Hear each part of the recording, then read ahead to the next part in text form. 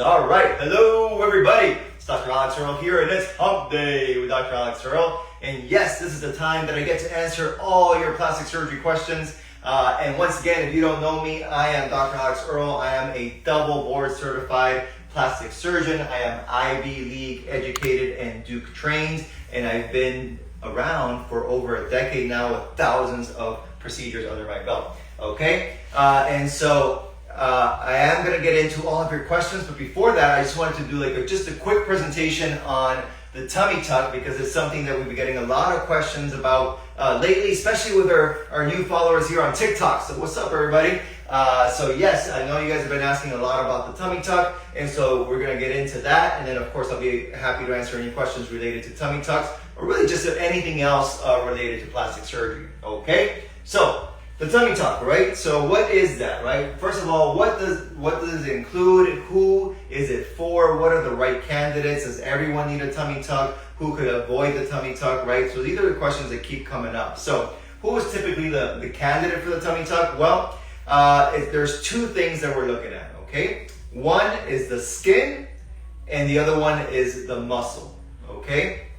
So if you have anywhere from moderate to severe loose skin or skin laxity in that abdominal area, then you're a candidate for a tummy tuck. The other part is if you have weak abdominal muscles or separated abdominal muscles. So if your abdominal muscles are either separated or weak, then you're a candidate for the tummy tuck. Sometimes that muscle separation is called a diastasis. You may have heard that term. So if you have a diastasis or separated muscles, then the tummy tuck's the right procedure for you. But sometimes the muscles can be together, but they become very, very weak. And so if you have weak abdominal muscles, then the tummy tuck is for you as well. All right? And so those are the candidates for the tummy tuck. And so if you don't have muscle separation, if your muscles are fine and you don't have a lot of loose skin, then is when you're a better candidate for either like a liposculpture 360 or a BBL. Okay? And today we can kind of increase that category a little bit, because if you have moderate loose skin but your muscles are doing okay, we can add things like J plasma or body tight that'll help with the skin tightening and hopefully avoid the tummy tuck. Okay, so best way to know is to go ahead and send in your evaluation so I can take a look at it and make the best recommendation for you. All right, but who are these patients? They're typically patients who have either gone through pregnancy, single or multiple pregnancies, especially if you've gone through multiple pregnancies or pregnancies of multiples, like twin pregnancies and stuff like that, or someone who's undergone massive weight loss. Those are usually the biggest categories there, okay? What does it typically include? So tummy tuck is going to include the removal of all that excess skin, and it's going to include that muscle repair. That's what we do there on the inside. The muscle repair is complete, meaning it goes all the way from up top here, what we call the xiphoid process, but all the way up top here, all the way down to the pubic area. Okay, so a complete muscle repair. You can think of it also like an internal corset, because we're really bringing those muscles in together, and that's already helping bring in that waist. Okay, and then the other part to it is that it does include some lipo. It's not a complete lipo, so it's not a lipo 360, but it will include a lipo to the entire flank area, which is the entire side, and of course including that waist. So it includes lipo to the flanks and the waist. Okay, that's all part of the deal. That's included with the tummy tuck there. Now, there are different types of tummy tucks, and we can get into that, and not everyone is a candidate for the different types of each different type of tummy tuck. Okay, and they do differ into how much is actually done. So a lot of people are like, hey, Dr. Earle, am I a candidate for a mini tummy tuck? I really want to minimize that scar. Well, honestly, very few people are actually candidates for a mini tummy tuck. In order to be a candidate for a mini tummy tuck, all you have to have is just a little bit of loose skin below the belly button. So if you have loose skin above the belly button, you're not going to be a candidate. Or if you have that muscle weakness or separation, you're not really going to be a candidate either, right? So for that very small segment of the population where you have just a little bit of loose skin underneath the belly button and you just want to tighten up that skin, those are the candidates for the mini tummy tuck. And also keep in mind that the scar for the mini tummy tuck is not that mini. It's still going to be longer than your typical C-section scar. Okay? The next option is the full tummy tuck, is what I discussed here. That includes everything that we just talked about, and that is going to have that lower belly incision that will go from hip to hip. But I like to keep it in very, very low in a nice gentle curve, so it's super easy to hide in a swimsuit. And it's also going to have a small scar around the belly button. I always say tummy tuck, it's all about the belly button. So if you look at mine, they're super natural, and I do hide that scar. I tuck it in as much as I can so that it's not so visible from the outside. And that is the key to a tummy tuck, is making a beautiful, natural belly button. And that's what we strive for here at Pure Plastic Surgery, okay? Then you have your extended tummy tuck. That means that it's not just from hip to hip, but it actually goes around the corner a bit, around the side, now towards the back. So that's going to be your extended tummy tuck. That's typically for our massive weight loss patients, or for like someone who's really lost a ton of weight. I'm talking like 80 pounds, 100 pounds. Those really, really massive weight loss patients, sometimes you have to do what's called the fleur de lis. Now this is the most extreme of tummy tucks. We typically don't do this unless you're someone who's lost like 100 pounds. And that's when we do not only the incision down here in the lower belly, but also one that comes up and down this way, because these patients not only have loose skin in this direction, but they have loose skin in this direction as well. And so you have to get rid of a ton of skin, and so it's going to leave, both those incisions. But once again, that's not for most people. That's for like the truly, truly massive weight loss patients, okay? And then the one I forgot to put here, sometimes someone's actually a candidate for a reverse tummy tuck. So I should write that here as well. So the reverse tummy tuck, that's become more popular lately. And what is that? Well, that's for the people that have kind of the opposite of the mini, where you have just a little bit of loose skin above the belly button. So you have just a bit of loose skin above the belly button, but your muscles are still doing okay. So the muscles are not weak or separated. Then you can do a reverse tummy tuck, where we pull the skin up this way. We try to hide those incisions underneath the breast crease area, or in the breast crease area in the inframammary fold. And that's what we call a reverse tummy tuck. That one's actually more popular these days because it's one that sometimes we have to do after liposculpture or BBL, because the skin just becomes a little bit loose in that area, and in order to help it along, we can do that reverse tummy tuck at that point in time, okay? What are some of the add-ons? Well, of course, you can add stuff to this. Of course, you can add a lipo to a small area, such as the chin or the arms, or maybe even the inner thighs. And that can be plus or minus, with or without skin tightening, like Body Tight or J-Plasma. And then, of course, you can add fat transfer to the hips. I think that's a beautiful option to really bring out those curves, because we're going to cinch in the waist with that internal corset, with the muscle repair, as well as the lipo, and then we give a little bit more to the hips and really bring out that beautiful hourglass shape. We can also combine it with rib remodel. So we want to like really take in that waist. We can do the rib remodel procedure at that time. And of course, I didn't write it here, but you can actually add it on to like a breast procedure. That's what we call a mommy makeover. And you can even add it on to a breast procedure plus an arm procedure. I call that the trifecta, because we're doing 3 procedures at once. We're doing your arm lift, your breast procedure, breast lift with implants, for example, and your tummy tuck, and that can all be combined into one surgery as well, okay? But, of course, you all know the advantages. You get nice, tight abdomens, beautiful curves and all that. Everybody's always excited about the advantages, right? But, we're going to be talking about education. We got to talk about possible complications and then what to do to try to minimize them, okay? And you want to keep your complication rates as low as possible. But remember, this is surgery, this is medicine, this is life, right? Nothing is without, with 0% complication rate. If you want to have a 0% complication rate, then don't do surgery. In the same way that if you want to have a 0% chance that you're going to crash a car, then don't get in a car and don't drive, right? That's the only way to do that. Okay, so what are the possible complications? Well, bleeding is a possibility, but usually that doesn't happen because we're doing everything open under direct vision. But it is a possibility, less than 1%. That's mostly on the surgeon. And then, of course, infection. We do give you antibiotics during and after surgery to minimize that risk, and that's also about 1 to 2%, so pretty low. Poor wound healing, that's where the pre-op stuff comes in, right? So if you're, for example, if you're on steroids, if you're on immunosuppressive medications, if you're on diabetes that is not controlled, if you're a smoker and you have positive nicotine in your system, all of these things are going to affect wound healing, which is why we typically postpone the surgeries until all that is resolved. You cannot have nicotine in your system, your diabetes has to be controlled, you have to be off steroids, off in any immunosuppressive medications, etc. So that's where that whole pre-op process comes in to minimize that risk. Skin necrosis, again, that's why I don't do lipo 360 with a tummy tuck, because then your risk of skin necrosis, who knows what that means? That means skin dying and falling off. Not good, okay? No bueno, all right? So we want to avoid that, so that's why I don't do lipo 360 with my tummy tuck, because the risk of that goes way up when you do that. And then of course smoking and nicotine will bring that up as well, okay? And then scarring, you know, that's what people worry about. So a few things with the scar. I keep my scars low, very low, nice gentle curve, super easy to hide in a swimsuit, super natural belly button. So you don't have to worry about that, but then you want to take care of your scar. So you want to do your Silogen or your silicone-based scar creams twice a day for the first 3 months minimum to make sure that we get the best scar possible, okay? But some people do have a risk for hypertrophic scars or keloids. A lot of that has to be genetic, and so there's always so much that we can do for certain patients, okay?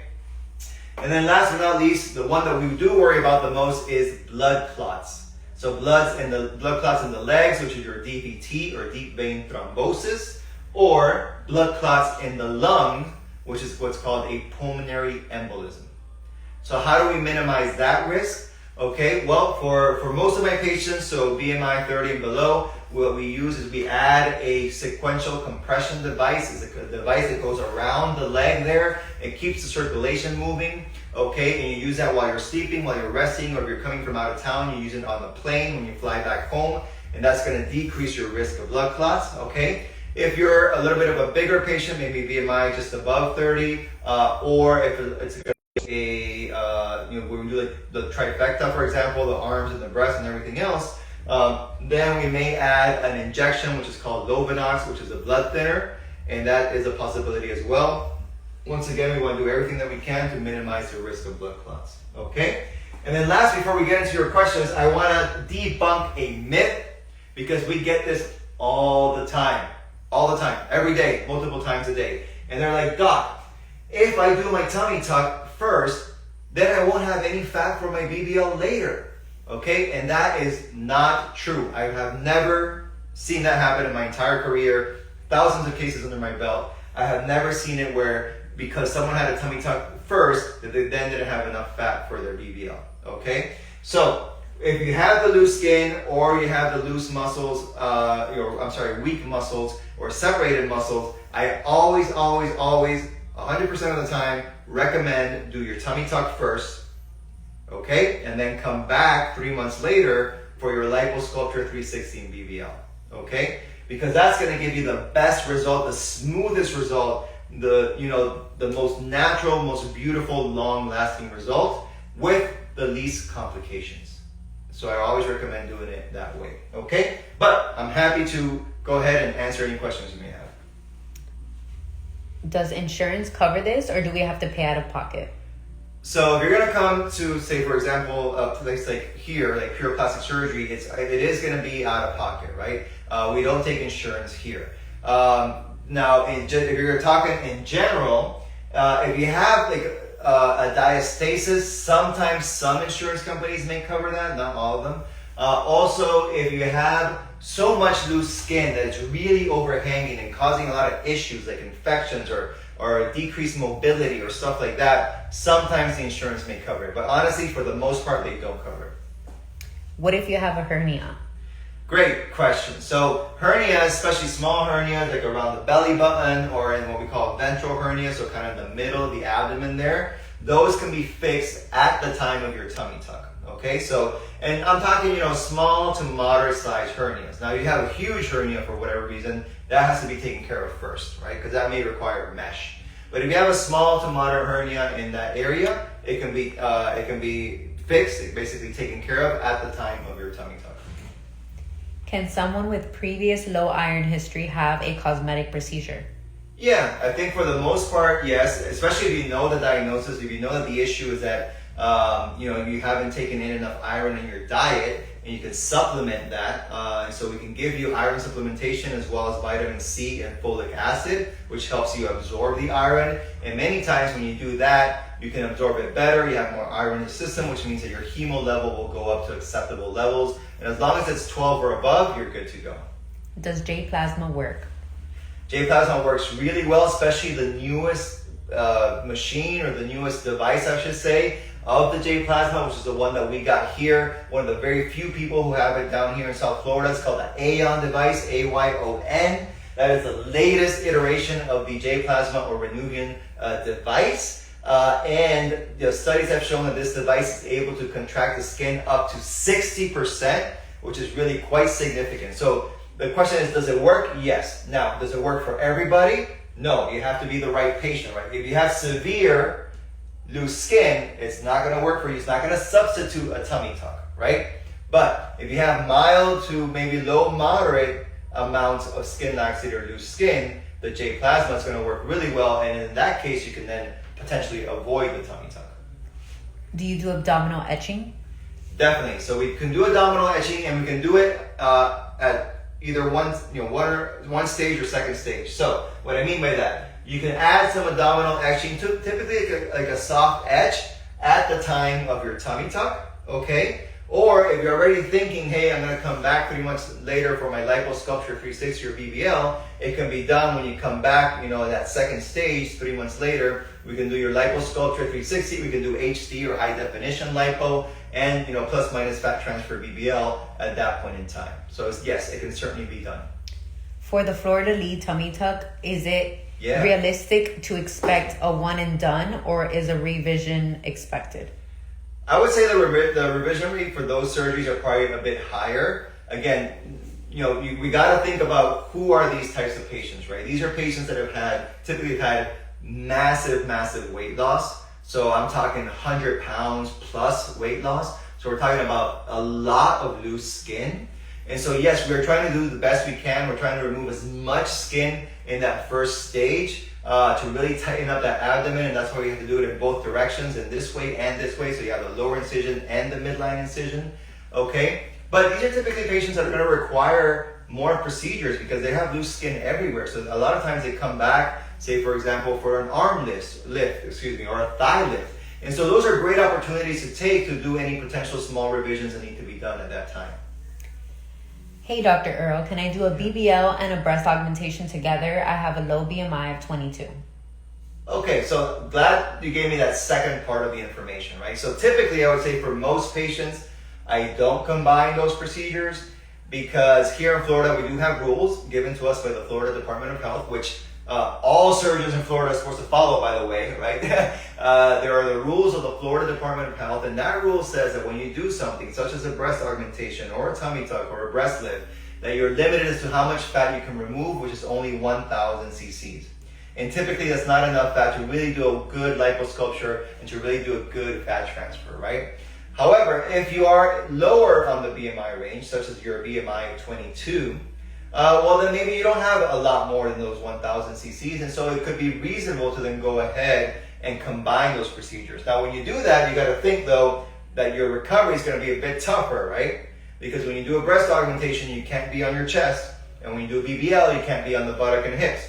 So you're going to have to come up with creative ways as to how to be after surgery in terms of recovery. Typically means that you're going to have to buy like a mattress with a cutout or a special chair with a cutout, so that you can be in those, in that mattress or in that chair with minimal pressure to the buttock and hip area. If I have vasculitis, GPA, can I have a mommy makeover? So typically if you have things such as a vasculitis or autoimmune diseases or things of that nature, you're usually not a candidate for these procedures because these are totally elective procedures performed in a outpatient office-based surgery setting, and so we want to make sure that that obviously the patient's going to be safe. That's their number one priority, and that we want to minimize complication rates. So unfortunately, things like vasculitis, rheumatoid arthritis, autoimmune disorders, lupus are things where you won't be a candidate in this type of setting. Can I do liposuction on my back if I get a tummy tuck? Yeah, so that's going to be possible, again, if you are one of those patients that happen to be on the lower BMI scale, right? So if your BMI, say maybe, I don't know, anywhere from up to, say, 24, that may be a possibility because we're not running into that, that 1,000 cc limit that we have. However, if your BMI is higher than that, or just simply you have more fat than that, then typically we won't be able to add the additional lipo to the back. And we'll just have to focus on the lipo to the flanks and the waist. I've had 4 pregnancies, but I have no loose skin. Is a tummy tuck necessary? Oh, okay. Or can I just do a BBL? So first of all, congratulations. That means you took great care of yourself. 4 pregnancies and no loose skin. And so the question then becomes, well, how are your muscles doing? So when you look up to the side and you relax, you're not holding it in, you're just completely relaxed. Is it bowing out? Does it look like you're 3, 4, 5 months pregnant? Or you have a nice flat tummy? So if it's bowing out, it probably means you either have muscle separation or weakness, in which case you still need the tummy tuck in order to do the muscle repair. However, if you're standing and it's not bowing out, the only thing that kind of popping out is the fat over top of the muscles, well, in that particular case, then yes, then you don't need a tummy tuck. You're a good candidate for BBL liposculpture 360. Do you do virtual consultations? I'm looking to book as soon as possible. Yeah, we definitely do. And since you asked that, I guess I'll try to put it here on the board. But you have to go to our website. It's www.pureplasticsurgery.com. Okay? Let me put that up here. So www.pureplasticsurgery.com. Okay, so go to our website. There you're going to find a place that says something like begin your journey, or you can even pop up to the area where it says virtual consultation, and then you'll be able to fill in your questionnaire, send in your photos. That's going to come to us. I'm going to take a look at everything. I'm going to make my recommendations. Then you're going to get a call from my patient care coordinator, and she'll be able to further answer any questions and get you going. So yes, definitely go ahead and do that, and then you'll have some members from our team just get right back to you there. For a male BBL and liposuction, can you use chest fat? Can you use chest fat? You certainly can. Yes, and that is a good question. So as opposed, to our women, where we're typically not doing liposuction to the breast or the chest area, for the men, actually, usually we are, because we have some, a lot of men have excess fat in that chest area. Sometimes we call that gynecomastia, right? So sometimes it can be either excess fat or even true excess breast tissue. So true excess breast tissue in men is called gynecomastia. And so we can do liposuction there. We can improve the contour of the chest. And that is part of the fat that we can still use for your BBL as well. One of your lovely patients said, Yes. Ladies, he's the best. I did my lipo 360 with him 9 years ago, and I would highly recommend it. Whoa, 9 years ago. Awesome. Well, thank you so much for still following us and for coming back. We appreciate you so, so much. What does recovery look like for a chin liposuction? All right, good question. So for chin liposuction, if that's all we're doing, it's actually pretty easy. It's not bad at all. It's annoying, but it's not bad in the sense of pain and things like that. But what's the annoying part of it? The annoying part of it is you have to wear like this chin garment, and it wraps around your face like that. And you have to use that for the first 2 weeks, pretty much night and day. And then after that, an additional 4 weeks, where you're using it most of the time. Like just you use it at home, use it when you're sleeping, just not when you're kind of face to face with people. But the more that you wear that garment, the better your result's going to be. Can you do liposuction 360 and a BBL after a C-section? Yeah, so lipo 360, BBL after C-section, for sure. And so the next question is going to be how long do I have to wait, right? We get that every day, all the time. So you should wait a minimum of 6 months. So you have your C-section, have your baby, wait 6 months, and then you can have your surgery. My BMI is 27, and I'm interested in a BBL and a mommy makeover, but I don't know which one to do first. All right, so I always say, always, 100% do your mommy makeover first, okay? Do your mommy makeover, tighten up that belly skin, tighten up those muscles, really get that abdomen like in prime state for the liposuction part of it later, okay? So come do your mommy makeover first, and then 3 months later, of course, anytime after that, do your liposculpture and BBL. How many cc's do you inject typically for a BBL? So it's gonna vary. That's gonna vary a lot, okay? But if you're gonna tell me what is my average, probably average is somewhere between 1,200 to 1,500 cc's per side.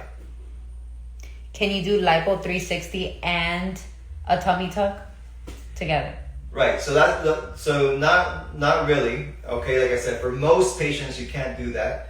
And so what's the reasoning behind that? Well, like I said, number one, here in Florida, we do have special rules that are given to us by the Florida Department of Health. And one of those rules is that you can only remove 1,000 cc's of fat via liposuction when you're doing a tummy tuck. And that's a very explicit rule. It's not a rule just for me, it's for all surgeons. So I don't know how some of these other surgeons are doing it, quite honestly. All these surgeons that are doing BBLs and lipo 360 with a tummy tuck, quite frankly, they're just breaking the rules. Okay? That's it. That's the bottom line. So no. The answer is no, because most patients, have a lot more than 1,000 cc's of fat. So if you want to really get the best results from your tummy tuck and the best results from your lipo 360, it's best to separate out those procedures. And then the other part is, of course, the complication rate goes up significantly when you combine those two procedures. So when you combine a tummy tuck and a lipo 360, the chance of pretty much all these things that I wrote here, all that goes way up. So a lot higher chance of bleeding and needing blood transfusions and ending up in the hospital. A lot higher chance of infection. A lot higher chance of poor wound healing for the tummy tuck and the wounds. Skin necrosis, skin dying and sloughing off, and open wounds. You don't want that. And then, of course, significantly higher chance of blood clots, which is the really, really scary one, because that can kill you. Okay? You get a bad pulmonary embolism, and that potentially can lead to ICU stays or even death. So I don't combine it. Are you able to combine an arm lift with a tummy tuck? Yes. So that certainly we can do that. And so the most common combination of the tummy tuck is a breast procedure. That's what we call the mommy makeover. And so that's mommy makeover is a combination of a breast procedure and a tummy tuck. And then yes, you can definitely do an arm lift as well. We can actually do all three together. So we can do the arm lift, the breast procedure, and the tummy tuck. We can put all that together in what I like to call the trifecta perfecta, and it can all just be done in one surgery, one stage. Perfect. Let me see here. I'm checking on. Yeah. If I have skin laxity, sad belly button, and some wrinkles above my belly, and just generally soft, never had a baby, lost weight, do you think J-plasma and liposuction would be enough? So from what you're describing, of course, a picture is 1,000 words. But from what you're describing, it sounds like you have, at the very least, moderate skin laxity. You're talking, you have like a sad belly button, and you have wrinkling, which means you have loose skin above your belly button, probably some loose skin below the belly button. And so it does look like you're probably a better candidate for a tummy tuck than simply the J-plasma. Now, having said that, I understand you haven't had kids, but you have had the weight loss, right? And remember, what are the two main categories? The two main categories are, after pregnancy or weight loss. So you may fall into that second category. But yeah, what I would recommend is go to the website, send in your evaluation, send in your photos, so we can make a more educated recommendation for you. All right. Okay, everybody. Awesome. So I hope you enjoyed that. Remember, we're here every Wednesday around 4 or 4:30 p.m. Okay, make sure you bring all your questions. I'll be happy to answer it. Tell all your friends, all right? And we'll see you next week on Hump Day with Dr. Alex Earle. Take care, everybody. Ciao.